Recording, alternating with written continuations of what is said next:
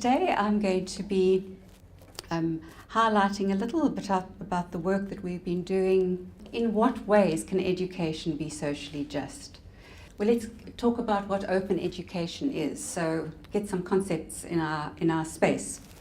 And firstly, if we look at that, the heart of open education is sharing materials, sharing part of the teaching and learning that we want others to have. That is what open education is about, and the freedom to be able to reuse materials without constraint. So in other words, legally to be able to share materials. And this is underpinned by social justice, and there are many, many definitions of social justice. I'm following the work of Nancy Fraser in this respect and trying to understand social justice as a way of the environment that we need to create, the space we need to create around people in order that we can participate equally in our society. That's the key message. And we want to be able to participate not only economically, as Hetty referred to, not just giving access financially, but also culturally and also politically. So that's what we're going to look at in a little bit more detail. And we face many challenges in terms of our education, the maldistribution of funds, increasing costs of textbooks, etc. But open education comes to us as an opportunity to provide more equitable access to materials that our students need, but not only the materials, as Hetty referred to earlier, it's actually what we are teaching our students as well. In what languages are we teaching? Which examples are we providing? Whose culture is being privileged in the materials that we offer? So what we're looking for in terms of social justice and open education is an opportunity to have contextually appropriate materials where we can make sure that we have got a cultural equality. So what counts in your context is as equally valid as what counts in another context. And I think this is one of our biggest development areas. We've done something about the economic, we haven't done as much about the cultural. And in fact, the area where we probably need the most is the political value proposition. How do we actually have a right to be part of this conversation? What are the conversations in the world around higher education, and how can we open this up? Do we have a space where our voice can be heard? And for those of you who don't know, I've had to do quite a lot, as some of my other team members and colleagues in SILT have done, is to be representing the global south in the global north, because that's where the majority of the work is being done, even in open education. And our hope is that through this work, we will find a way to make our materials available, because we have the right, we're standing on the same platform as everybody else, to have the political legitimacy to actually have our voice heard. So now that we've got some concepts under our belt, what I'd like to do is just explain a little what it took to get a UNESCO Chair. And here I'm not talking about me in particular, because it's never one person. It's always about a community. And Michelle earlier on spoke about the open community that we're part of, and that's exactly what has happened over the last 13 years. And what I've done today is give you, I'm going to be giving you a kind of a bird's overview of the quite large projects that have been undertaken. But unfortunately, I haven't got the time at the moment to acknowledge all the individuals who have done work on open education themselves, although I might highlight one or two as we go through the presentations. So somebody asked Laura, how did we get to this point? How did we get to do the work that we do? And she said, through sheer doggedness, through perseverance against all the odds, we just kept going. And as you'll see from the slides at the bottom, I won't mention each by name, but you'll see the funders who have provided us the support over the years. And you'll notice that UCT has provided relatively little support for open activities with respect to open education. So we are indebted to those funders with the foresight to actually think about alternatives to paid for higher education. And so one of the first programs to be launched was right back in 2006 with Eve Gray, who's sitting right here in the second row in the front, who was a research fellow undertaking work on open access.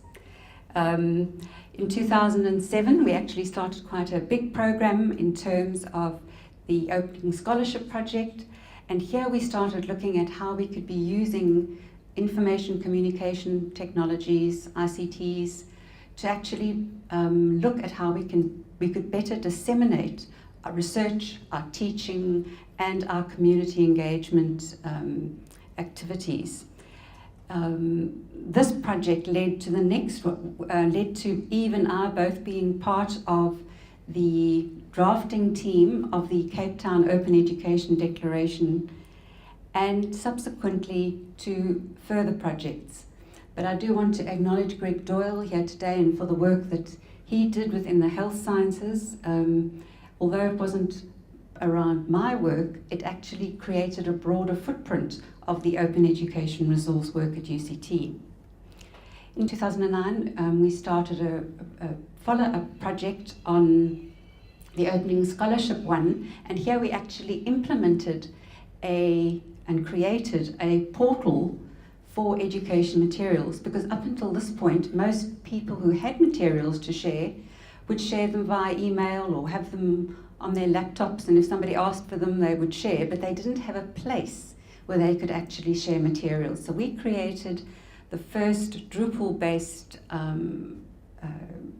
repository, although it's probably a portal really, and this actually became the forerunner for Open UCT, which is still around today under the library's curatorship. In 2010, we had another project that actually looked a little bit more broadly at scholarly communication in Africa, covering universities such as Botswana, University of Namibia, University of Mauritius, just extending our footprint around how we could actually help open reach further people in this respect. It was around research.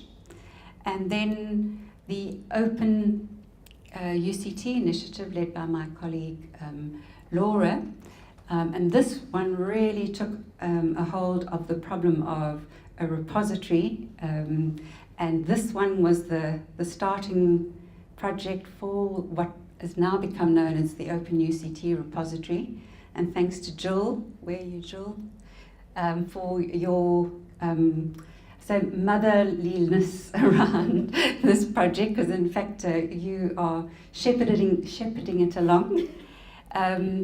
And then in 2011, the Faculty of Law also became part of the open community, starting with a very big project, primarily focusing on open licensing, open initiatives, but they too form part of our open community.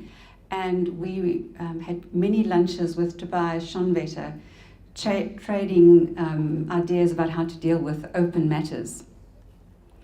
In 2013, we see that the Vice-Chancellor, then Max Price, realized that this was quite an interesting area, and he funded a project where we had senior students helping academics to adapt their materials into open materials that could be freely shared. And Thomas King, where is Thomas?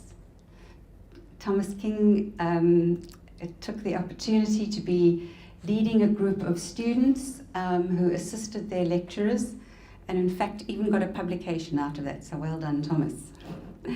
In 2013 as well, we started with what was for me my big project. I don't know if I have the courage to do this again, although I'm standing here doing it again.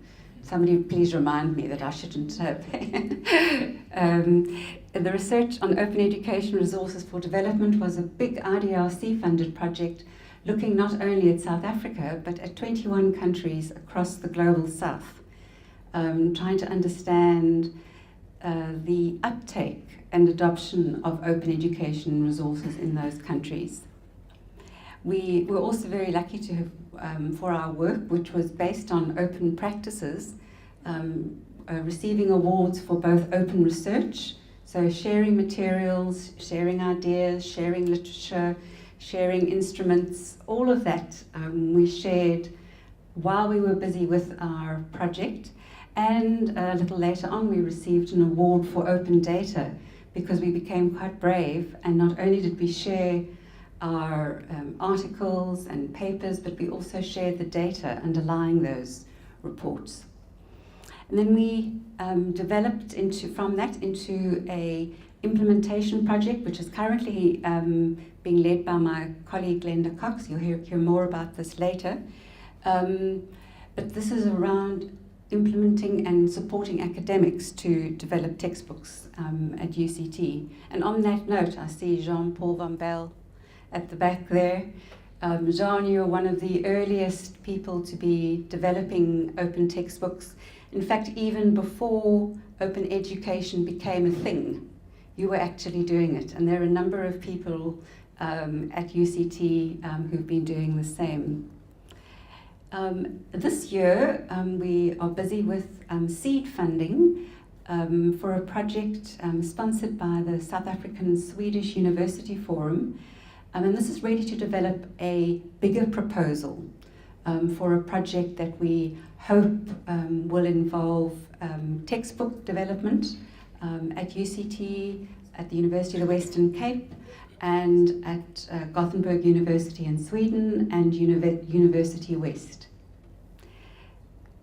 And as of actually today, we have signed a contract with the Department of Higher Education and Training for research work to be undertaken around the readiness of TVET colleges and some higher education institutions in terms of whether or not they are able to take up what the government calls open learning. So it's like open education, but just with the accreditation added to it as well. So how can we be finding ways to provide almost like an alternate, not alternate, but it is another way to try and find ways to provide higher education and credit for what people are doing. And we're delighted that this is a capacity building project. Our Raw for D one landed up being quite a capacity developing project too. And we are recruiting right now young black academics or students who finished their masters or PhDs in the last 3 to 4 years. We are looking to appoint 8 researchers for this project, and so if you are aware of people who could be participating, we'd love to hear from you. And the upshot of all of this is, so what am I going to be doing about this? And this is what Kreti was asking me. And I had thought about it, but I think after her speech, I'm going to be thinking about it a bit more. I was also very glad that she said it was not just me, and that I can actually draw on the institution. And I'm looking at the people around here and thinking this is our issue as well, not just mine. Social justice is not an individual issue. So what am I going to be doing? Well, I think there are 4 things. I think over the past 13 years, both in my role in Raw for D and as a supervisor, one of the things that I have learned is I work better in the background. I do the supervising behind the scenes, working with people's growth and people's development. That's my forte. And I think with capacity building, that's what we're going to be doing. The second thing is I will definitely be involved in mentoring and advising, both within UCT and other open projects, because our Raw for D project garnered quite so much success in many places, not only in terms of what we found, but the processes of open research that we used. I've been asked to support quite a number of new projects happening around the world to give them advice on how we went about this, and I will continue to do that. But most importantly, I think it will be trying to strengthen the global South voice in the global North.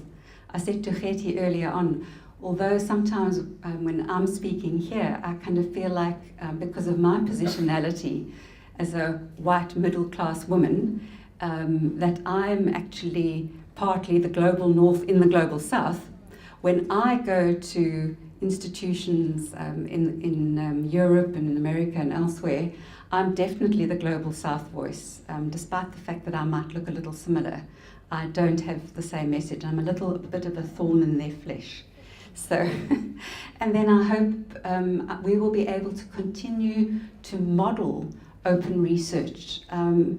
It's not as easy as it sounds, and you've got to be quite brave sometimes and very careful about how you look after your data, look after your research in order to be open researchers. And also I think in terms of open education, we are really trying to model ways in which we can do things differently, and hopefully that we will find a way to be more socially just with open education. Thank you.